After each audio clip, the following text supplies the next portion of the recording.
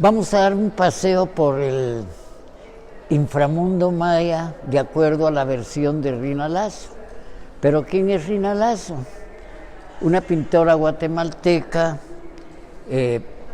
educada en su parte primaria en la región de las Verapaces, la Alta y la Baja Verapaz, donde hay una población considerable de habla quechí, una de las tantas lenguas mayances que se conservan todavía en la región, pues básicamente el territorio que abarcó la gran cultura maya.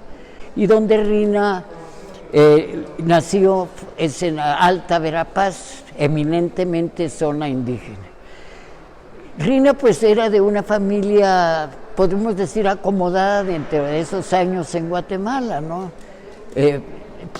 Su padre era pues propietario de tierras en Alta Verapaz y Rina tuvo, podemos decir, la suerte de tener una nodriza o una nana, como se le llama en Guatemala, una nana indígena que le llenó su niñez con leyendas, con tradiciones.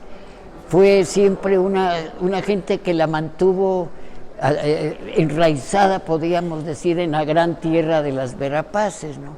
Es una tierra llena de cuevas. Allá en lengua quechí le llaman siguán, el agujero que penetra al interior de la tierra.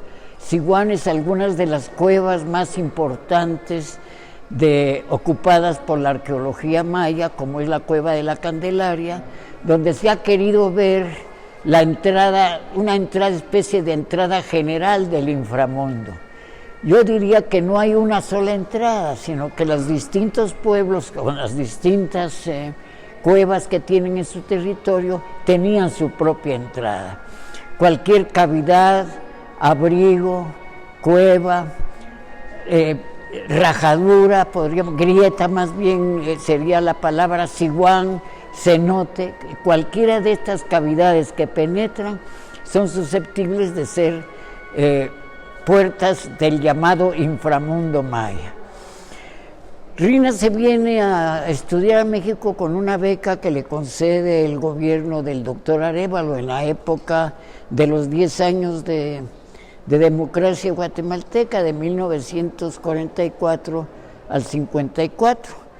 Llega Rina, es una época muy gloriosa de la cultura guatemalteca, salen algunos de los pintores más importantes, salen becados al extranjero, entre ellos Rina Lazo, que al llegar aquí tiene la suerte desde muy jovencita, de ser amparada, podemos decir, y trabajar como ayudante del maestro Diego Rivera. Eso la puso a ella en contacto con el gran movimiento muralista mexicano. A Rina le toca, podemos decir, la etapa final de ese gran movimiento de las escuelas mexicanas de arte que surgieron con la Revolución. Rina llega en un momento importantísimo, culminante de la cultura mexicana, cuando se estaba concretando esa ideología que todavía en cierta medida permea la mente de todos los jóvenes mexicanos, ¿verdad? Y por supuesto hay un aspecto importante, su trasfondo nunca lo cambió, se compenetró fuertemente de la problemática mexicana, estuvo siempre al lado de los movimientos sociales importantes para la defensa, digamos, del aspecto de los humildes, la defensa de los aspectos sociales bajos que luchaban por pugnar por salir adelante. Todo eso, con todos los pintores de esa época, se puede decir que Rina entró a formar parte de ese equipo que en su pintura protestaba, que en su pintura daba declaraciones de carácter social, siempre impulsando al pueblo a su historia, a conocer la grandeza de su historia, ¿no? Entonces, quizá lo que la trae de nuevo a Rina hacia el área maya fue cuando se hizo el Museo Nacional de Antropología, el nuevo, el del arquitecto Ramírez Vázquez, que se comisiona a Rina y a su esposo Bustos, el gran grabador, también los comisiona para que fueran a Bonampak a hacer la reproducción de los murales que se encuentran precisamente en la reproducción de las cámaras de las pinturas de Bonampak en el Museo Nacional de Antropología de México. Eso la vuelve a catapultar, digamos, hacia el mundo maya, ¿no? Con mucha fuerza. Y por supuesto, la caída de la Revolución Guatemalteca fue muy importante para todos nosotros, para todos los que nos formamos en esa época, ¿verdad? La caída de la Revolución, promovida por el Departamento de Estado norteamericano, inmediatamente ahí todavía queda en la Casa Azul de Frida Kahlo, queda una bandera pintada, la han retocado horriblemente, ya la pusieron casi como bandera argentina, pero era una bandera guatemalteca que pintaron en los momentos de la caída del presidente Arbenz. En todo eso participó activamente Rina Lazo, ¿no? En las grandes manifestaciones de protesta social, en las firmas que había que dar para defensa de los líderes políticos que iban a dar a Lecumberri. De modo pues que la retoma de conciencia, podemos, más que de conciencia, el buscar su raíz, lo concreta en dos grandes murales. En el mural de nuestro abuelo Maíz, que se encuentra en el Museo de Antropología, y en el mural que tenemos aquí presente de El inframundo de los mayas. En el primero no hay ningún problema de explicarlo. Es un mural hecho para un museo, es un mural didáctico, es un mural que lleva la palabra, podemos decir, se toma del Popol Vuh. Uno puede seguir los pasos del Popol Vuh, pero más allá todavía, porque ese desarrollo del maíz, Rina lo lleva hasta los momentos actuales, a las grandes ventas indígenas en los mercados, a los lugares donde se expenden los granos, a la agricultura maya, a los productos en general y por supuesto toda la carga simbólica que guarda ese mural desde la creación de los hombres de maíz, ¿verdad?, hasta el aprovechamiento del grano por el hombre actual. Ese es un mural que se puede explicar, que se puede seguir como un libro. Por supuesto, entendiendo que no es una cuestión exactamente realista en el sentido de la interpretación de la palabra del Popol Vuh, sino que es lineal, pero lineal bajo la interpretación de una gran artista como fue Rina, ¿no? En cambio, este mural, pues pese a toda la carga arqueológica que uno puede tener y los años de andar en el mundo de los mitos y de las tradiciones mayas, no es un mural de fácil explicación. Y voy a decir por qué lo siento así. No es un mural que siga ningún texto, es un compendio de textos. Es un compendio de textos, pero como Rina interpretó y como sintió el inframundo. Yo diría que este es un mural en que está reflejada su niñez, sus momentos de alza y de caída, como tenemos todos los seres humanos, ¿no? No es un mural que pudiéramos llamar alegre en el sentido, es un mural que está de acuerdo al tema elegido. En primer lugar, es ella la que se refleja penetrando a ese mundo. Entonces es un mural que podríamos decir los sueños de Rina Lazo respecto al inframundo de los mayas. Y aquí ella precisamente se pintó en este mural entrando con algunos de esos personajes tenebrosos. Uno de ellos, Apush, el dios de la muerte, que está tocando la trompeta, como quien dice, anunciando la entrada a la cavidad oscura, a las cámaras tenebrosas, al mundo de las tinieblas. Está Rina entrando. acompañada por algunos de los que podrían haber sido los señores del Xibalbá, que es el nombre maya que se le da precisamente al inframundo. Este lleva una especie de banderín con una frase que está en lengua quechí: Huinic Guaynal, quiere decir el barranco de la oscuridad, el barranco oscuro. Yo precisamente es uno de los temas que más me conmueve, porque la primera vez que volví a ver al mural después de su fallecimiento, encontré junto al mural, que lo acababa de terminar el día antes de fallecer, había un papel en el suelo.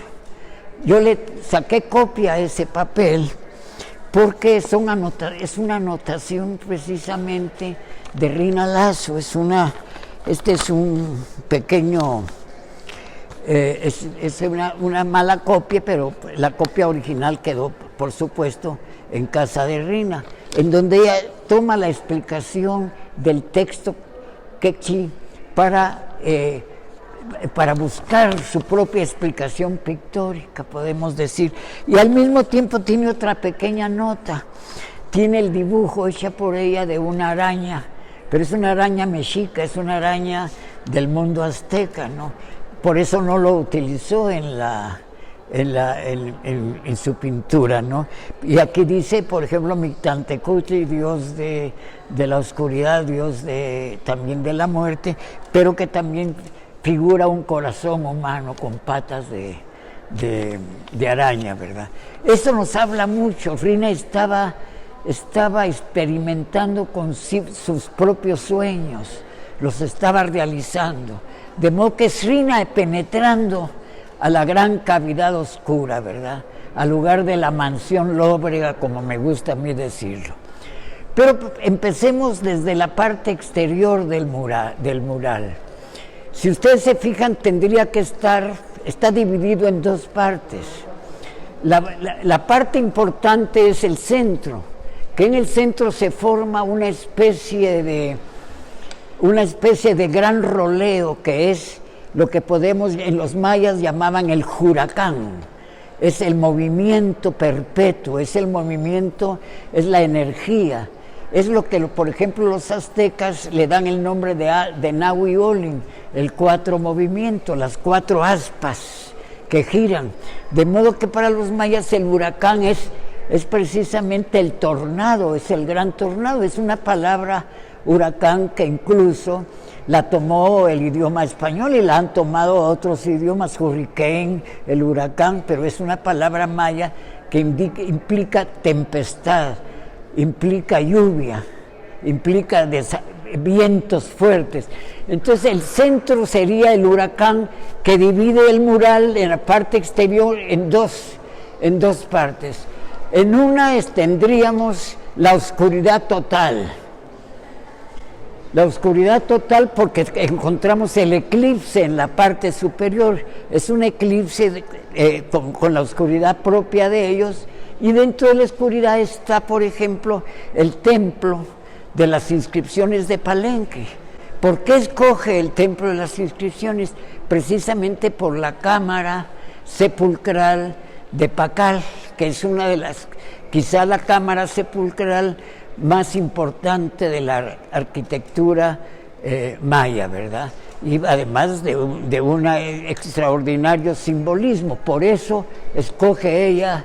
Y la parte del juego de pelota sería no la parte, podríamos decir, alegre, no la parte medular como vemos en el juego de pelota, que es una especie de deporte, sino en este caso es el buscar el agüero, es el buscar el futuro, es el juego de pelota que habla. A través de los jugadores de pelota se puede saber si el futuro va a ser aciago o va a ser un futuro venturoso. Esa parte sí tiene su comunicación hacia abajo a través de unos tecolotes, de unos búhos que vienen penetrando por la parte de arriba. Los búhos son los mensajeros del mundo exterior con el mundo inferior, ¿verdad? Son los mensajeros que pueden ir de la luz a la oscuridad o de la oscuridad total a otra oscuridad mucho más profunda, ¿verdad?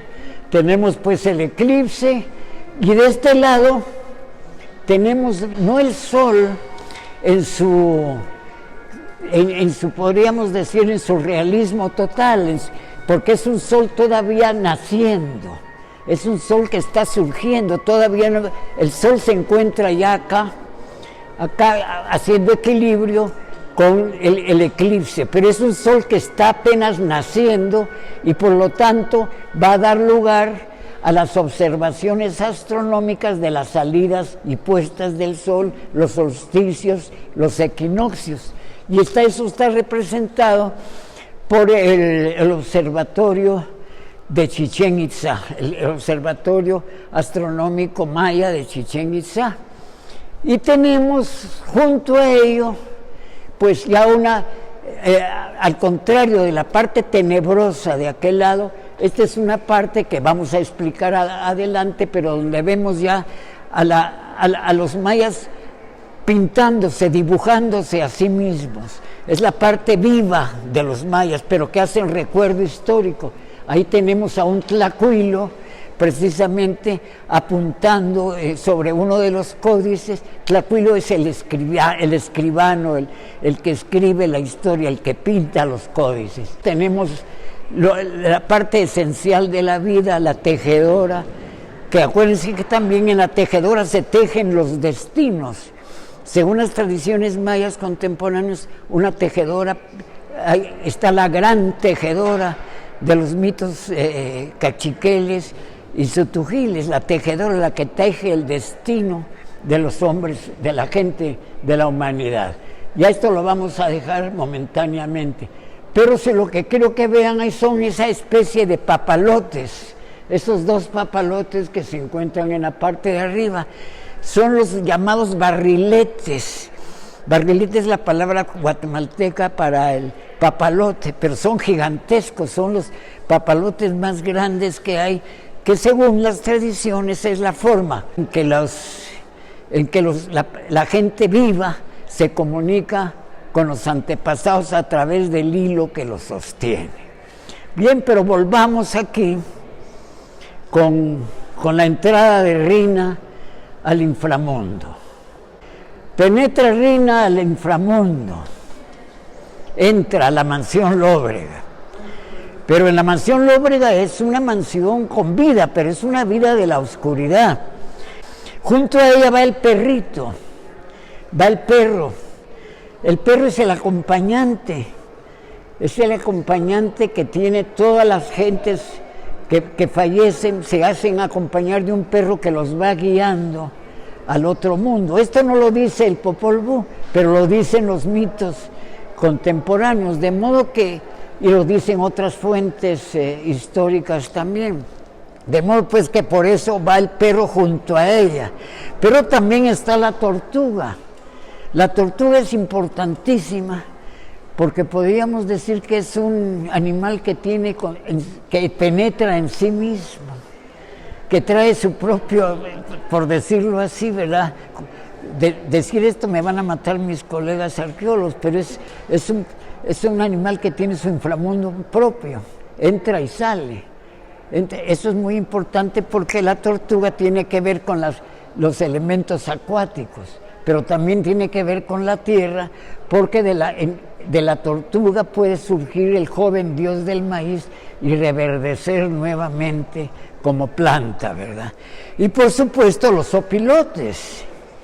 El sopilote es un animal importantísimo, no solo como basurero, sino también un animal que está ligado con los mitos indígenas de toda la vida, ¿no?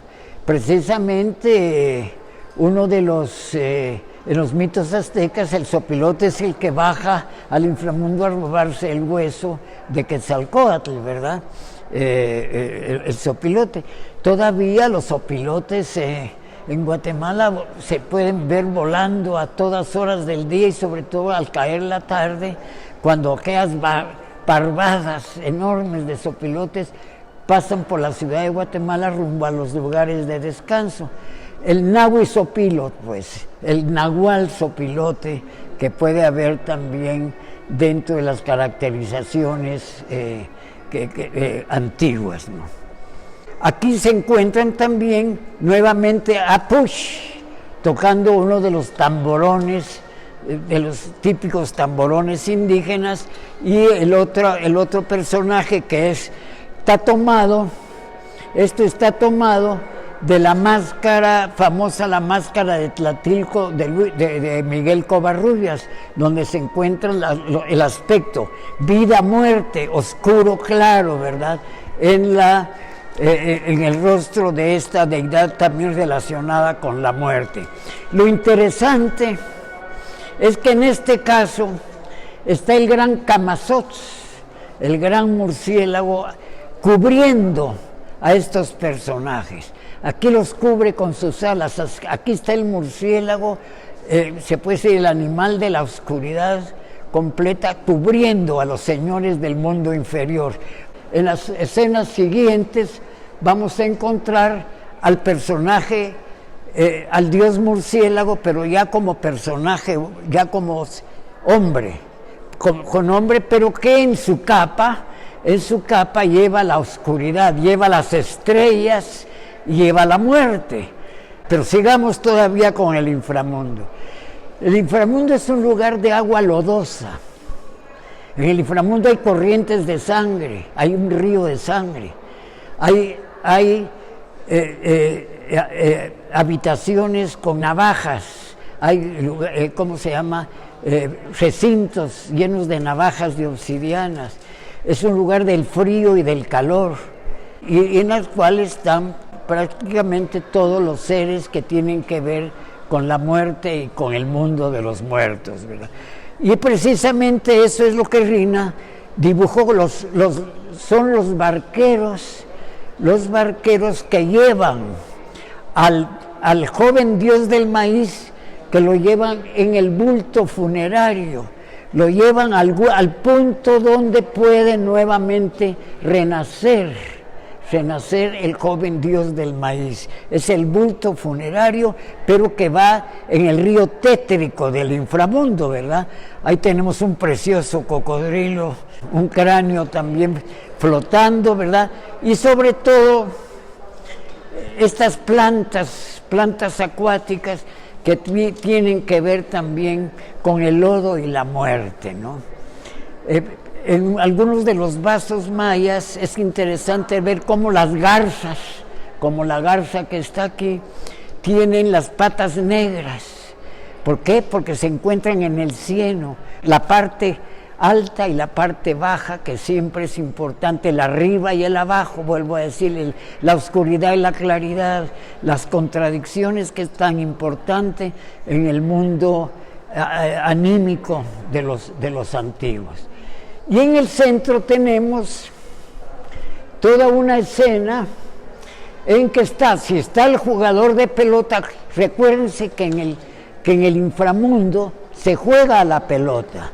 Acuérdense que en los mitos del Popol Vuh, los señores del inframundo retan a los Hunapush Balanqué, los invitan a jugar a la pelota, y son derrotados precisamente por los hijos, los gemelos divinos, ¿verdad? En este caso no está la escena popolvúica, pero tenemos al jugador de pelota de la parte inferior. El juego de pelota servía también como oráculo. Se apostaba una idea con otra. Y el que ganaba era la opinión que se respetaba, era uno de los atributos del juego de pelota, de los tantos que se tienen. Luego tenemos una escena, y es interesante porque dentro de esa escena en que están tocando, están llevando los alimentos, están llevando los líquidos que se beben, también está un hombre, especie de hombre conejo, ¿verdad?, llevando una masa de maíz en el recinto. El conejo es un animal que transporta granos, es un animal alegre que salta, Es un animal cuya piel se aprovecha en los vestuarios y en las formas de los trajes de los grandes señores. Es un animal saltador. En algunos de los mitos es uno de los 4 animales que descubre el maíz. De ahí que pueda llevar el alimento blanco, que es lo que yo pienso de la masa del maíz. ¿Por qué está este personaje ahora con el manto de las estrellas abiertos? Porque está abriéndose a la vida. Y la vida en este caso es las 3 doncellas que bajan, una convertida directamente en la luz de la luna. Aquí yo no encuentro una explicación más que sea la propia Ixchel que baja. La propia Ixchel, diosa de la luna, joven, se ha desprendido del eclipse y baja a cohabitar con el sol. Ahí tenemos la representación del rostro colorado del sol. Están creando la humanidad. Nuevamente el conejo representación de la luna. Eso no solo los aztecas vieron al conejo en la luna, sino lo vemos todos los días, sobre todo cuando hay luna llena, ¿verdad? Ahí se está creando el hombre, se está creando el nuevo sol que va a alumbrar toda la parte de este lado del mural. Y por supuesto, tenemos uno de los animales más conocidos y con los que seguramente Rina tuvo mucho contacto cuando era niña, los tecolotes. Incluso en la zona en que ella nació está uno de los pueblos que lleva el nombre de Tecolote, del lugar de tecolotes, Tucurú. Tucurú, un nombre geográfico que imita el sonido que lanza, el canto que lanzan los tecolotes. Hay una tecolotecomanía en Guatemala muy importante de la representación en alcancías, en esculturas, en tradiciones de los tecolotes. Yo creo que es mucho de lo que inspiró a Rina, ¿no? Por supuesto, dentro de la parte, podríamos decir, sonriente del mural está el jaguar también. Pero el jaguar es un animal que trae la primavera con él. Las pieles de jaguar cubrían los tambores, eran los parches de los tambores de las fiestas de la primavera, ¿no? De Xochipilli, por ejemplo, su manto era una capa de jaguar por las flores de la primavera. De modo pues que esto sería la composición a grandes rasgos de este mural. Tendríamos la parte oscura en la cual el dominante es el eclipse y las figuras, y precisamente de ese lado va a penetrar Rina al mundo lóbrego, y de esta parte, aunque todavía el sol no alumbra completamente, está naciendo, es un sol que nace. Yo creo que Rina ahí buscó esta esperanza que todos buscamos en un futuro, ¿verdad? Para nuestro pueblo, un futuro para nosotros, un futuro para nuestros hijos.